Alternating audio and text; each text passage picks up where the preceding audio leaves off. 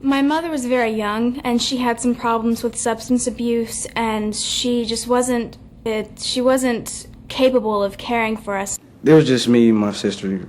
We were basically taking care of ourselves, and that was around age 5. Because my dad was a real heavy drinker. He worked third shift, and my mom, she was a drug addict, you know. I was real scared. I was shocked when she left me. I couldn't believe she wasn't there. She was probably drinking or something. I was placed in the system when I was 3. When I first went into the foster home, I felt scared. I felt lonely. Because mainly I didn't want to be there, or they didn't want me there. We weren't the kids, like normal kids, like happy kids. Well, I was in foster care for 10 years, and I moved about 14 times. In the span within a year, I was out of 5 homes. When my real mom used to be with me, when she'd leave all the time, it felt like I'd never had a mom before. Being in a courthouse, you're scared, nervous. It's this big building with all these people. Long hallway, whole bunch of people, you know, talking about me. It was really difficult. I thought I was never going to see my brothers and sisters again. You wonder where your mom or dad went, and you wonder where you're going to end up at, and you just hope it's a good outcome. But most of all, you want to go home. All kids like me want is a chance. The program is referred to as CASA, Court-Appointed Special Advocates. And that's a rather fancy name for trained volunteers who are appointed by judges to speak for the best interests of a child. In some places we're called CASA volunteers.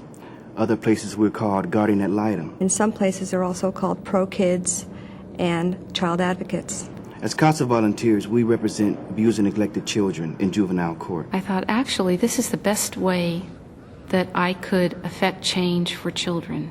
There's a great deal of abuse going on, and there's a great deal of children who are falling through the cracks of the system. The system's not perfect. They all are from abused and neglected homes. To some degree, they have physical abuse, sexual abuse, emotional abuse. We need people, caring people, to take a child under their wing. And they need a secure future like you would want for your own children. So it just made me more convinced than ever about the value of having a CASA on a case for children. As a CASA volunteer, I am a link between where that child is and where that child wants to be. All kids are happy to have somebody, you know, that'll speak up in court on their behalf, you know, tell the people what they feel and what they want to happen. She became a very stable person in my life. Many of the people around me were changing, foster parents and therapists and counselors and things, but she stayed there, and she was the one familiar face that I could always make out. As a CASA, one of your first duties is to know every single person involved in the case.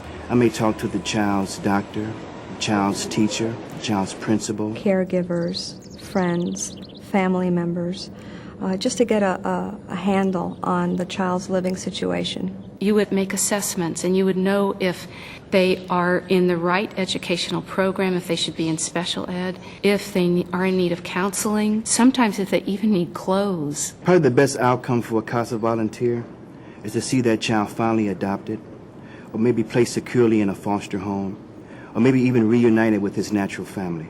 And I can see that they've moved from being so afraid to being a confident child. That makes me feel complete.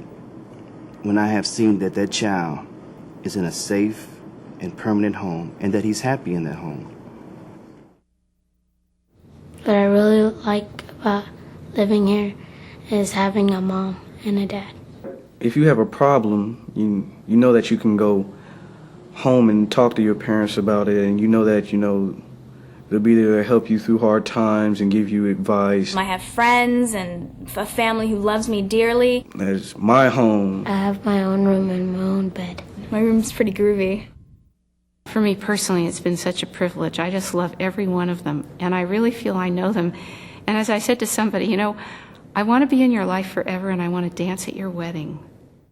My guardian ad litem changed my life. She stood up for me, she spoke for me, and now this is my home.